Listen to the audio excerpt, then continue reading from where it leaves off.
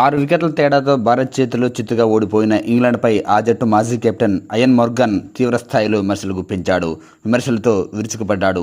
అసలు ఇంగ్లాండ్ ఓపెనర్లు కానీ టాప్ ఆర్డర్ కానీ ఒక్కరైనా బాధ్యతగా బ్యాటింగ్ చేశారా అని సూటిగా ప్రశ్నించాడు.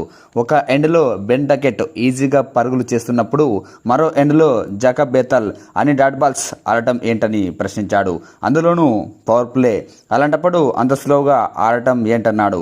కనీసం సింగిల్స్ తీసి భారత్పై ఒత్తిడి పెంచాల్సిందని వ్యాఖ్యానించాడు.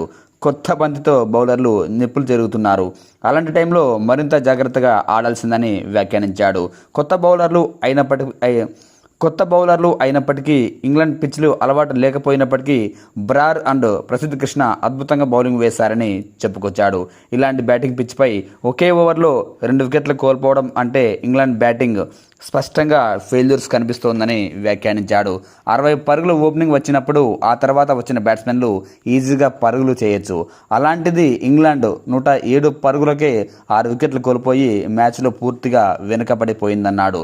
రూట్ అండ్ డాసన్ భాగస్వామ్యం అందించకపోయి ఉంటే ఇంగ్లాండ్ 160-170 పరుగులు కూడా చేసేలా కనిపించలేదని వ్యాఖ్యానించాడు. టీ20లకు వన్డేలకు చాలా తేడా ఉందని, ఇంగ్లాండ్ బ్యాట్స్మెన్లు టీ20 ఫార్మాట్ మైండ్ సెట్తో నుంచి బయటపడాలని సూచించాడు. వన్డే ఫార్మాట్కు అనుకూలంగా ఆడాలని కూడా వ్యాఖ్యానించాడు. బట్లర్ క్రీజులో ఉన్నంతసేపు అసౌకర్యంగా కనిపించాడని, ఒత్తిడిలో ఉన్నట్టు స్పష్టంగా కనిపించిందన్నాడు.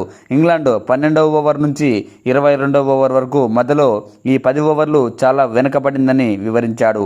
ఆ టైంలో 48 పరుగులకే 6 వికెట్లు కోల్పోయిందని గుర్తు చేశాడు. ఫాస్ట్ పిచ్పై అక్షర్ పటేల్ 4 వికెట్లు తీయడం అసాధారణ విషయమని వ్యాఖ్యానించాడు. Harry Brook, Jacob Bethell, Butler and Sam Curran అనవసర షాట్లకు వెళ్లి వికెట్లు కోల్పోయారని, కనీసం నెక్స్ట్ మ్యాచ్కు వచ్చేసరికి అయినా ఇంగ్లాండ్ తమ లోపాలను సరిదిద్దుకొని నెక్స్ట్ మ్యాచ్కు బరిలోకి దిగాలని వ్యాఖ్యానించాడు.